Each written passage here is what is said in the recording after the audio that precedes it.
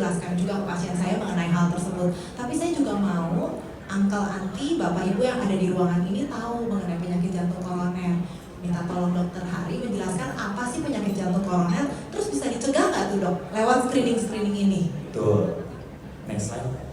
Jadi penyakit jantung koroner namanya itu koroner ya. Nah, koroner ini paling dekat karena dulu dari 2020 orang tuh suka bingung ya.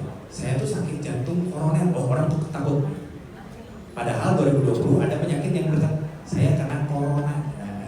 Nah, tapi beda salah satu ya, satu virus ya, satu lagi ini penyakit jantung akibat pembuluh darah. Namanya pembuluh darah di jantung tuh koroner. Karena dia berbentuknya seperti mahkota. Mahkota itu bahasa Latinnya itu corona. Ya. Nah, karena dia melingkari jantung. Kalau misalnya ada sempit di situ, itu namanya penyakit jantung koroner.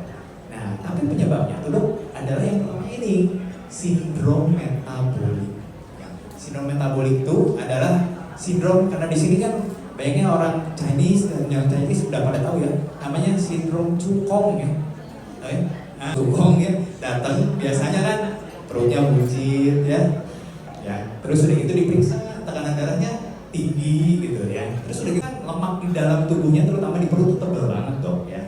Nah itu mengandung apa sih? Subcutaneous fat ya, lemak di bawah kulit. Itu tuh mengakibatkan insulin tuh tidak bisa bekerja dengan baik, terjadi resistensi insulin, akibatnya diabetes.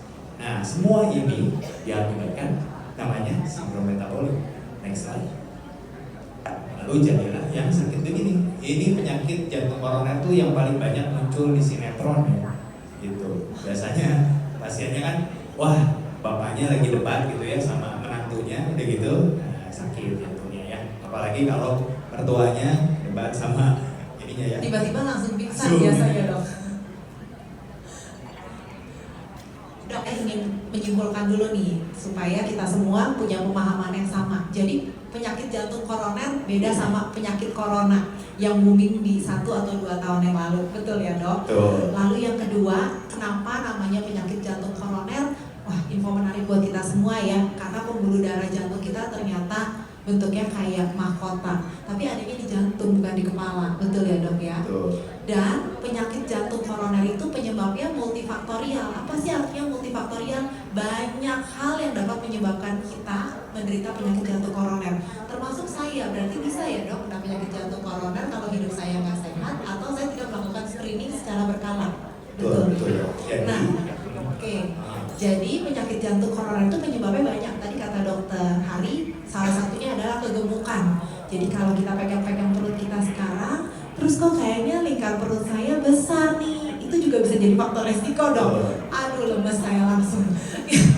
Yang kedua, kencing manis atau kadar gula darah yang tinggi. Saya yakin bapak ibu, auntie uncle yang ada di ruangan ini rajin ngecek kadar gula darah, ngecek sendiri atau di laboratorium Sito, dan ternyata kadar gula darah yang tinggi dapat menjadi sumber masalah lain, yaitu penyakit jantung koroner. Lalu tadi ada faktor lain, misalnya adalah darah tinggi. Jadi hal itu juga harus kita perhatikan.